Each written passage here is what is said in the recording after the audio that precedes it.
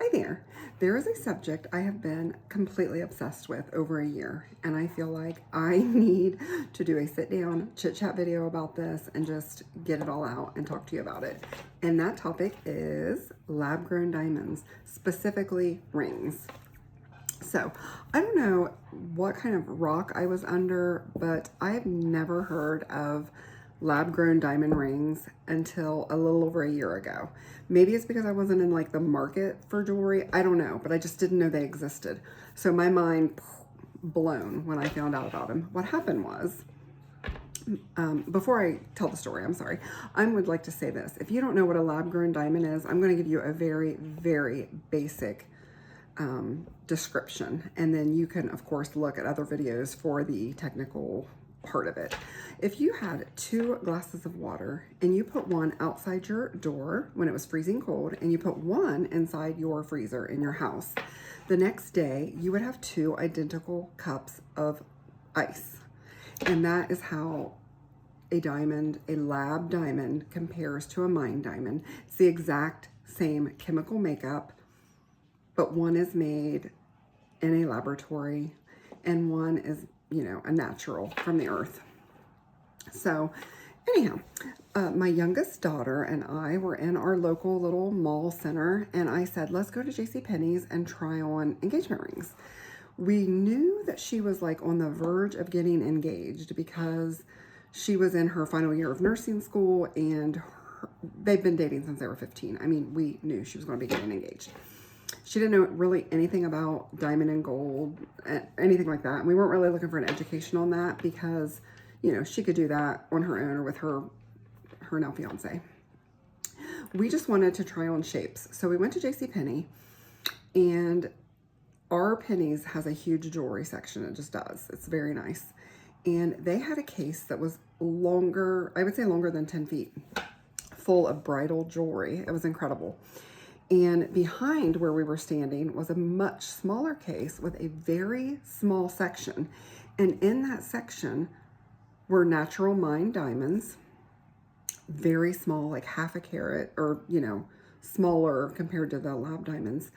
And they probably, I don't remember, but they probably had like 10 rings total to choose from. And the lady was like, we simply don't sell those. We pretty much only sell these lab diamonds. So as she's explaining to me what a lab diamond is, I literally could not learn quick enough about these diamonds. My mind was just blown. So yeah, my daughter tried on all the things, and we were both kind of sold on them. So I went home and was researching it, and then went back on the Penny's website because the price, I was just like, Penny's must have something that no one else has on these lab diamonds, because they were incredibly affordable. So I ordered, just out of really mostly curiosity, I ordered myself a 2-carat pair, which is what I had at the time. I had a pear cut ring that I loved. It was actually an antique ring. So I ordered that in 2-carat. It came on a very thin band, which I didn't realize online how thin it was, with 2 little diamonds. $1,200. Couldn't believe it. Could not believe it. When I got engaged in the 90s, just for reference, I had a 0.80, so less than a carat on a gold band, yellow gold band with 2 little trillion diamonds. It's a beautiful ring. I still have it and love it, of course. But that ring was right around $5,000 back in the 90s, which was a lot of money. It was still a lot of money, but to get a 1-carat was like the dream. And no one I knew had anything over a carat. I mean, it just didn't happen. It was just unheard of around the area where I am. So fast forward to about, I don't know, 6 or 7 years ago. I love all things antique, and I was looking for an antique ring to wear as a right-hand ring. So couldn't find anything in person. Ended up on eBay and found a beautiful pear ring with diamonds all around it. It was kind of a thicker band, and I was very happy and content with that. Now, it was white gold, and I tend to wear yellow gold pretty much all the time. We collect like E. Newton bracelets, me and one of my daughters, and anyhow, so I was really excited to get this yellow gold ring. Well, as soon as it came in and I opened it, which I don't have that ring, this is a different ring that I'll show you, I was absolutely blown away by the stone.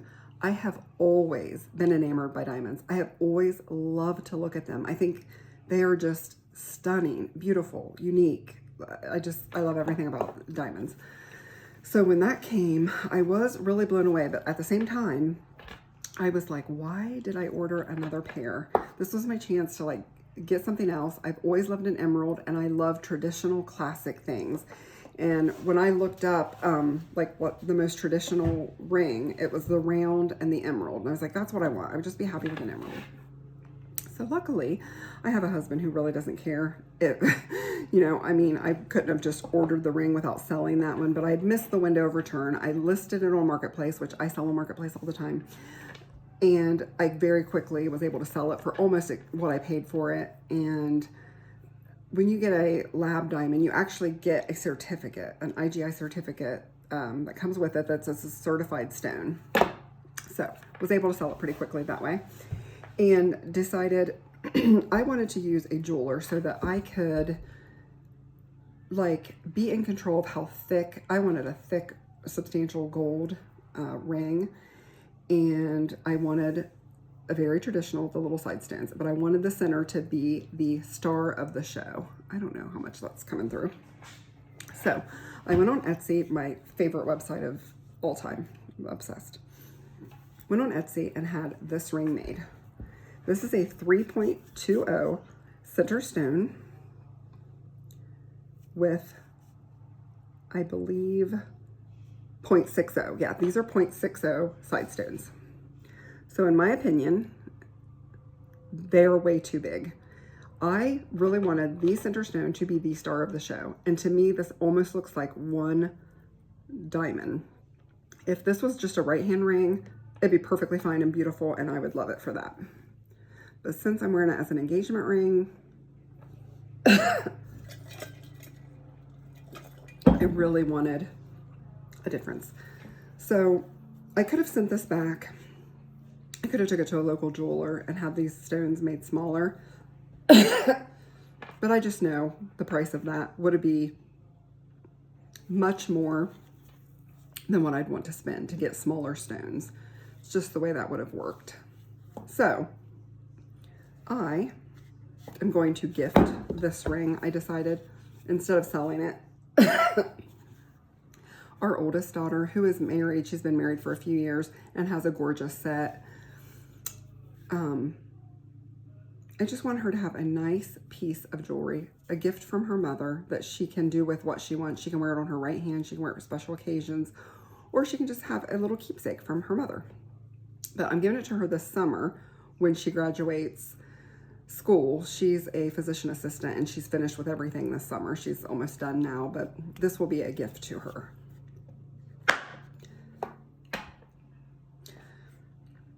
I've been talking all day and I'm really struggling with my voice. I'm sorry. So anyway, I found another jeweler, a different jeweler on Etsy. There are tons of jewelers on there that do amazing work for an amazing price. I cannot beat what I have found on Etsy at any jewelry store. I mean, it just is mind-blowing. So anyway, I told him very specifically, you know, I wanted a thick gold band, which he did flawlessly.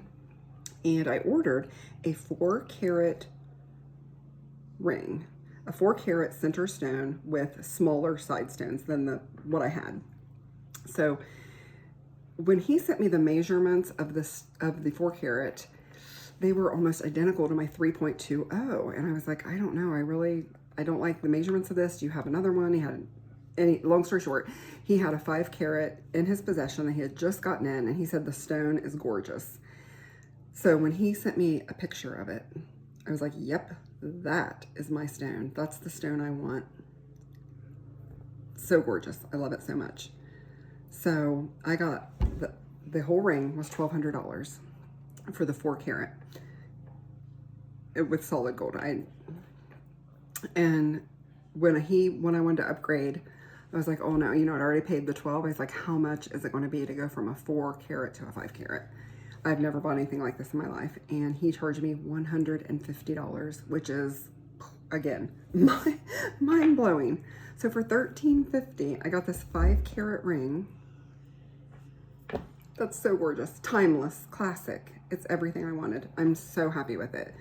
Now, let's talk about a few other things. I'm 5'9". I have big hands.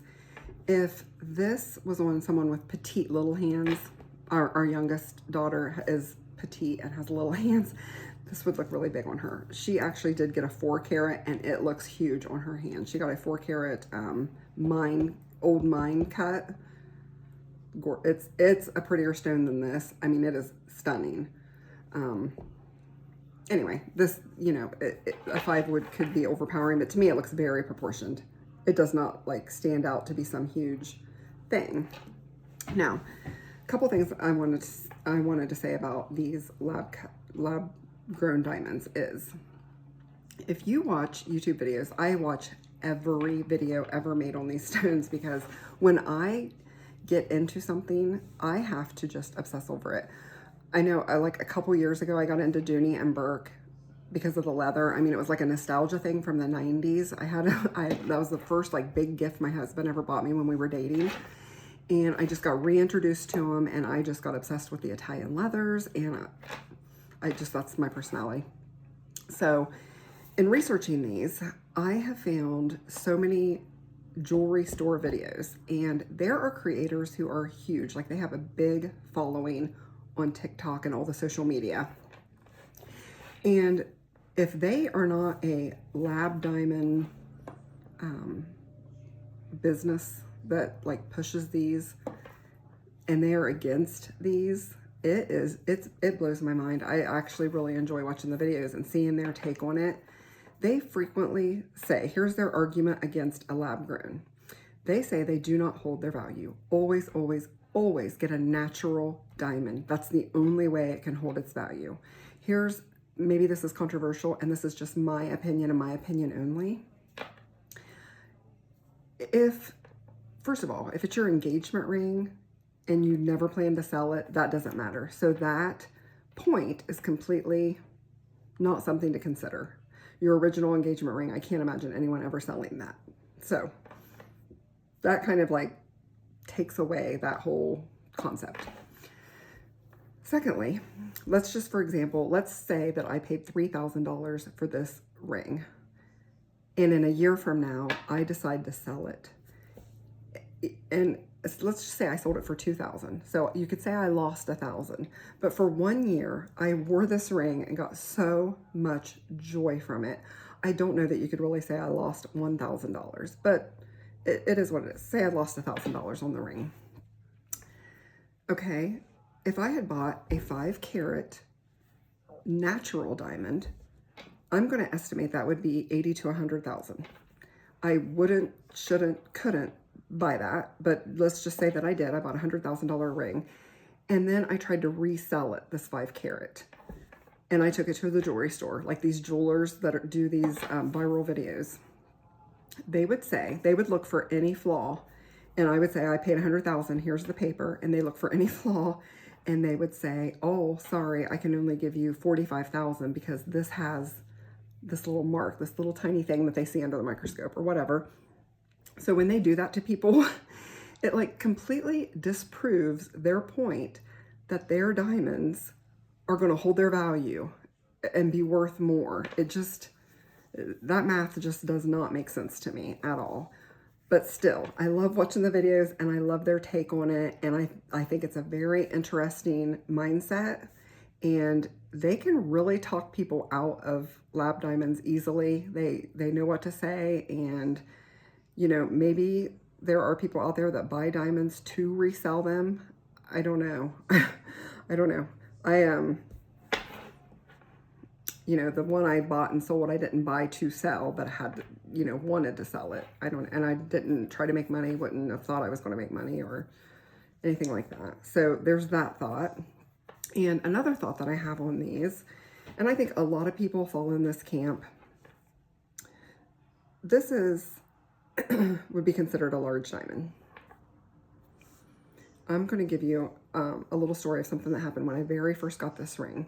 I had a shirt on that had a zipper, and I was playing with it while I was at school talking to a teacher, and we were just chit-chatting away, and she went, is that a diamond? Is that a real diamond? And I said, it's a lab. Do you know what that is? And she said, no. Is it a diamond? And I was just like, no. Like, I'm like an introvert. I was not going to stand there and be like, okay, there's a lab, and explain that to her, or the price difference or anything like that. If she thinks a lab is a cubic zirconia, I'm totally good with that. She can think I have a cubic zirconia. I'm not trying to impress anyone. There's only one person in this world that I bought this ring for, and it is me. Just me to enjoy, and I enjoy it. I love looking at it. It makes me so happy when I see this ring. It makes me so happy every time I put it on, and I just bought it for myself. I would never try to impress anyone thinking like, oh, I've got a 5-carat diamond. Like that's just, I think the majority of people that buy these lab diamonds are not trying to buy them for a status. They love. And with that being said, I think the cost of lab diamonds is going to come down even more. 5 years ago, just from my kind of like research, the cheapest that you could probably get a 5-stone diamond would be around $5,000. And many of the jewelry stores still charge around $5,000 for a 5-carat stone. Some of them have way marked up on lab diamonds when they're getting them for less than $1,000, and they have a huge markup. But that's why I use Etsy. These jewelers, they don't, the ones I have had experience with do not do that. But with that being said, okay, if he charged me $1,350 for this ring, and gold is outrageously expensive right now, I'm going to guesstimate that my main stone had to have been like $800 or less. It's not something that I talked to him about or asked him about the exact price, but just thinking about what gold is, and you know, there's the side diamonds and the labor and everything, I'm going to say it was probably around an $800 stone. So in a year from now, these stones are so mass produced, and they're getting better and better. They're getting better quality. They're so flawless that they're not even rating them anymore. They're just saying it is a lab diamond. That is how flawless and beautiful they are. So I think in a year from now, a stone like this might be $400 or less. And I plan to, in a year or two, I plan to get a huge oval with a halo. And I'm talking, I will do 8, 9, 10 carats. I just want something that I would wear out on occasions and to church and things. You know, if I was dressed up, just for me to simply look at it and enjoy. I plan to do that. Even now, I could probably get that for $2,500, which I don't plan to do it now, but I do think gold's going to stay expensive. But I think these lab diamonds, they're so easy to make them now, and they make so many of them that they're just going to be even a more incredible value. So, okay, I think that's all the thoughts that I have on this topic right now. But if you have any comments, please leave them. And I just love this subject. I'm just so enthralled by it, as you can tell from this video.